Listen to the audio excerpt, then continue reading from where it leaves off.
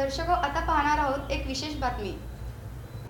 महानगरपालिकेतील रोजंदारी आणि बदली कर्मचाऱ्यांना कायम करण्यासाठी सकारात्मक निर्णय झाल्याने आयुक्त तसेच स्थायी समिती सभापती यांचा पुष्पगुच्छ देऊन सत्कार करण्यात आला।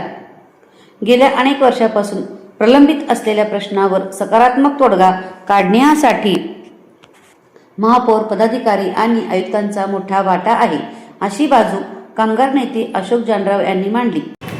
माननीय आयुक्त साहेबांचा आज आम्ही सन्मान जो करीत आहोत आदर ठिकाणी, त्याची दोन कारणं आहेत। पहिलं कारण, गेली 30 वर्षापासून अल्प पगारावरती रोजंदारीत बदलीत काम करणारे जे आमचे बदली कामगार आहेत, या कामगारांचा प्रश्न गेली 30 वर्ष आम्ही सातत्यानं मांडतोय, परंतु त्या बाबतीमध्ये जो निर्णय व्हायला पाहिजे तसा सकारात्मक निर्णय झालेला नव्हता आणि म्हणून शासन आपला निर्णयावर आपला प्रस्ताव फेटाळत होतो।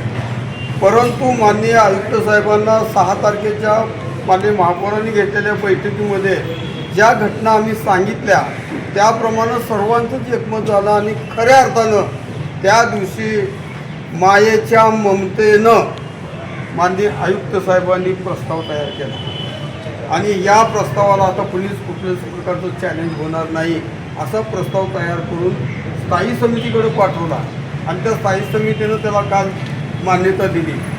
जर साहेबांनी चांगला प्रस्ताव तयार केला नसता तर स्टँडिंग कमिटीनं तो प्रस्ताव पुढे पाठवला नसता। आता स्टँडिंग कमिटीमध्ये प्रस्ताव मंजूर झाला, आता तो जनरल बोर्डामध्ये येणार आहे। जनरल बोर्डामध्ये सुद्धा झाल्यानंतर महापौरासह आम्ही सर्वच अधिकारी आणि कर्मचाऱ्यांचा या ठिकाणी स्टेज मारून भव्य असं कार्यक्रम आम्ही करणार आहोत। ही त्याची पहिल्यांदा ही ॲडव्हान्स म्हणतो आपण, ॲडव्हान्स सत्कार आहे। दुसरी गोष्ट, ज्या कर्मचाऱ्याला 864मध्ये आणि 131मध्ये कायम केलं त्या सगळ्या कर्मचाऱ्याला अद्यापपर्यंत पेन्शन मिळत नव्हती। या माझ्या आया बहिणी यांना अजिबात पेन्शन मिळाली नव्हती। या पेन्शन मिळावी यासाठी आयुक्तांच्याकडं पाठपुरावा सातत्याने केलं। मला आयुक्तांनी स्पष्ट सांगितलं 10 वाजता सकाळी उद्या या, आपण याच्यावरती बैठक घेऊया। आणि साहेबांनी माझ्याबरोबर जवळगीकर साहेब अकाउंटंट, त्याचबरोबर मठपती साहेब आणि वाघमोडे साहेब यांच्या समेत आणि सोनाली यादव मॅडम यांच्याबरोबर समेत सकाळी 10 वाजता 11 तारखेला मीटिंग घेतली।